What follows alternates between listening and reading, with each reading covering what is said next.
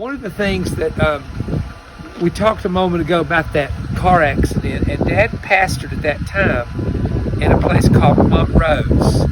And we're in Montrose, okay? We just now entered Montrose, now we're getting ready to leave. I mean, this is just I don't know if you can call it a town, and it may have been bigger back then than it is today, and that's why it was a little, they call it unincorporated. I don't know if you know what that means, corporated, unincorporated. So, it didn't look like this, but right back here in the house, when I was born, this is where Dad pastored, in that little house.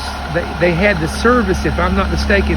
We lived upstairs, and we always get noise like that every time. Here comes another one. But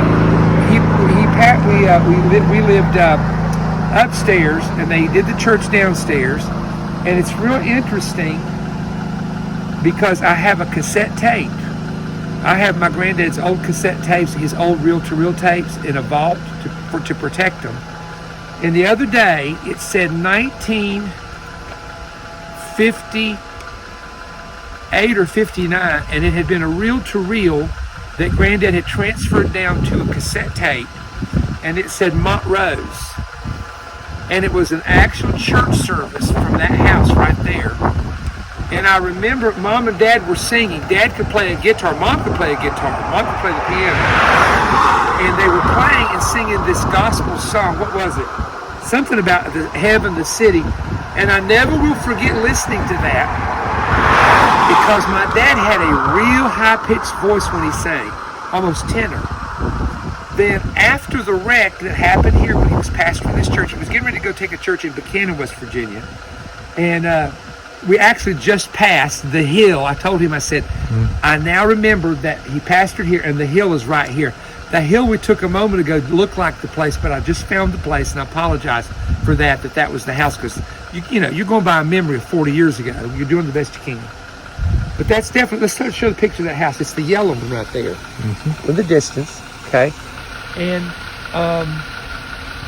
I found that cassette tape, and Dad had a high voice, but after the accident, when Dad's neck hit the steering wheel, could have killed him. It probably should have killed him. It was only the Lord that kept him alive. When he did that, his voice always had a little bit of a raspiness to it. So if you could hear the cassette from before the wreck, because the wreck was in 62, if I'm not mistaken, 61, 62, somewhere in there. And this was in the 1950s. In fact, it was pretty much the year I was born. Now, what is also interesting, and all this stuff to me is interesting, some of this may be the most boring thing you've ever heard in your life, but for me it's interesting. And there are people who've kept up with our ministry that knew Dad. They love this kind of thing.